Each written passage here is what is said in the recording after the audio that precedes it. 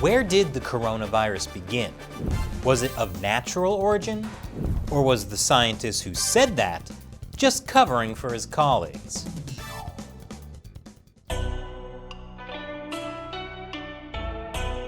Welcome to China Uncensored. I'm Chris Chappell. Before I start, did you know YouTube demonetizes a lot of our videos, especially when they're about the coronavirus? That's why we rely on direct viewer support. Go to patreon.com/China Uncensored to learn more. An update on the coronavirus situation.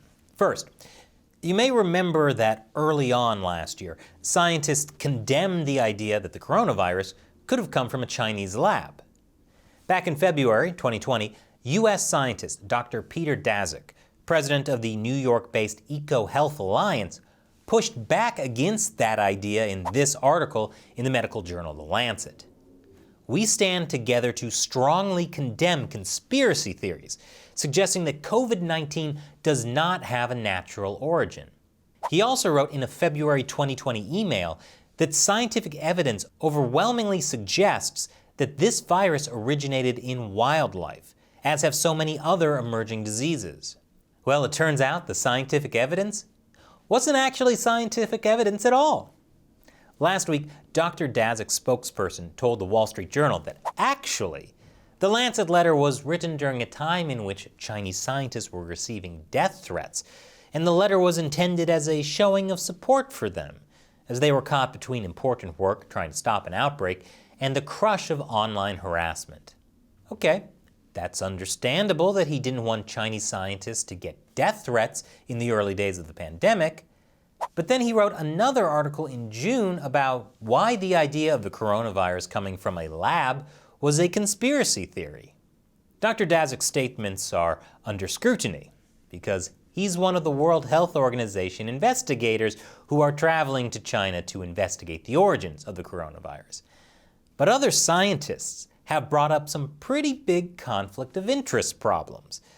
That's because Dr. Daszak has been a longtime collaborator of Dr. Shi Zhengli, since they worked together to trace SARS viruses to bats after the 2003 epidemic.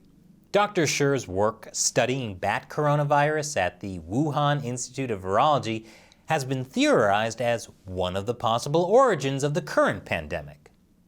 Over the past year, more and more people have been questioning, could the coronavirus have begun in a Chinese lab? Once upon a time, you could get deplatformed from social media for even suggesting that.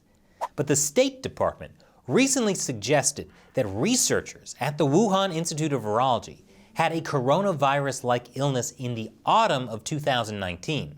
The U.S. government has reason to believe that several researchers inside the Wuhan Institute of Virology became sick in autumn 2019, before the first identified case of the outbreak, with symptoms consistent with both COVID-19 and common seasonal illnesses.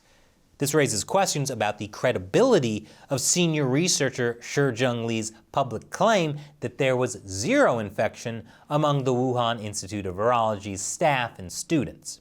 It also says the CCP has prevented independent journalists, investigators, and global health authorities from interviewing researchers at the Wuhan Institute of Virology, including those who were ill in the fall of 2019. Any credible inquiry into the origin of the virus must include interviews with these researchers and a full accounting of their previously unreported illness. So it really is possible that the coronavirus leaked from a Chinese lab. Of course, we don't know yet, as the investigation is still ongoing. But this whole incident with Dr. Daszak just goes to show, sometimes conspiracy theories just turn out to be investigative journalism. Thanks for watching China Uncensored. I'm Chris Chappell. See you next time.